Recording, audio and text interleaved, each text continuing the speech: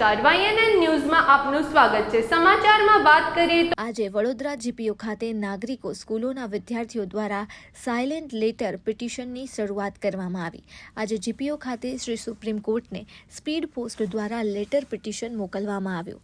Street animals અંગેની 7/11/2025ના સુઓ મોટો order પર નાગરિકોની ગંભીર ચિંતા અભિવ્યક્ત કરાઈ।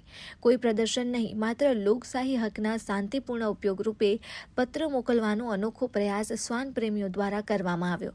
બાળકો, શિક્ષકો, કાર્યકરો, વકીલો સહિત વિવિધ વર્ગોના લોકો દેશવ્યાપી રીતે જોડાયા। વડોદરા ખાતે જ્યારે IIRA ઇન્ટરનેશનલ સ્કૂલના બાળકો કેમ્પેઇનમાં ઉત્સાહપૂર્વક ભાગ લેતા જોઈ અને કેમ્પેઇન વિશે સંદેશ આપતા સાંભળી SR post master Sudhir Ojha પ્રેરિત થઈને વડોદરા અધ્યક્ષ ડોક્ટર યશ પટેલને બોલાવી બાળકો માટે સ્પેશિયલ કાઉન્ટર બનાવી આપ્યા। સાથે સાથે ગુજરાત અધ્યક્ષ ડોક્ટર સૈનીને શુભેચ્છા પાઠવ્યા આવી અને સુંદર અને મહત્વપૂર્ણ પહેલ બદલ શુભેચ્છા પાઠવી।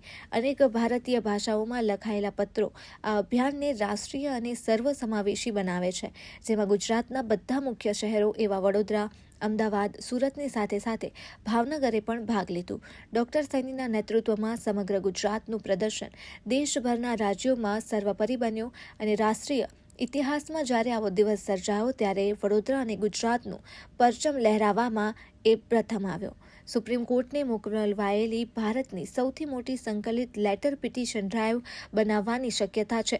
પ્રેસ રિલીઝના આપતા વખતે animalrights.in વેબસાઇટ ઉપર 75,000થી વધુ રિસિપ્ટ્સ અપલોડ અને 1 લાખ સુધી પહોંચવાની શક્યતા છે।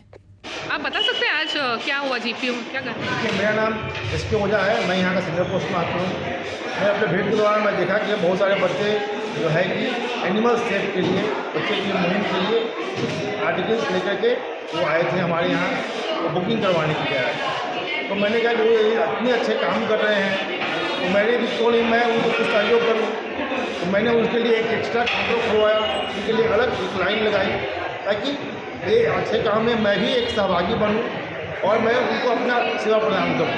और ऐसे भी हमारे यहाँ अगर इस तरह के कार्य के लिए कोई भी आता है तो मैं हमेशा तत्पर रहता हूँ ताकि उनकी मैं ज़्यादा से ज़्यादा सेवा कर सकूँ।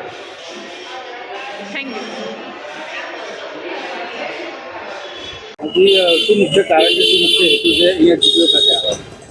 1947 ના પહેલા એક મંદિર હતા, જ્યારે ભારતના બધા નાગરિક એકજૂટ, એક મુઠ્ઠી, એક આવાજ થઈને ભારતના આઝાદી માટે લડ્યા હતા। આજે જે મહાદેવના બાળકો છે એ બે જુબાન બનવા બદલ અહીંયા બધા નાગરિક આવ્યા છે। સાથે સાથે ઈરા ઇન્ટરનેશનલના બાળકો પણ આવ્યા છે। સર્વોચ્ચ ન્યાયાલયમાં એક મિકેનિઝમ છે જેના અંતર્ગત અમે એક ચિઠ્ઠી લખીએ છીએ કે નવેમ્બર 7ના જે ચુકાદો આવ્યો હતો એના સંદર્ભમાં જે જાન્યુઆરીમાં રિવ્યુ થશે તો પ્રાણીઓ માટે વધારે પ્રેમ ભાવના થઈ શકે। અને સાથે સાથે આ સ્કૂલના બાળકો એ જ ભણે છે સ્કૂલમાં કે પ્રેમ અને કરુણા ભાવના, એનિમલ લવર્સ બધા શિક્ષક અને વેરી ગુડ બેકગ્રાઉન્ડથી આવે છે। તો એટલા માટે મારું નામ ડોક્ટર સૈની છે। હું એનિમલ રાઇટ્સ કેમ્પેઇનના ગુજરાત અધ્યક્ષ છું, સાથે સાથે વર્લ્ડ ફ્રન્ટલાઇન વોરિયર્સ 250 NGOના રાષ્ટ્રીય અધ્યક્ષ છું। क्यों आए? I'm here to post a letter for dog safety with the help of Mrs.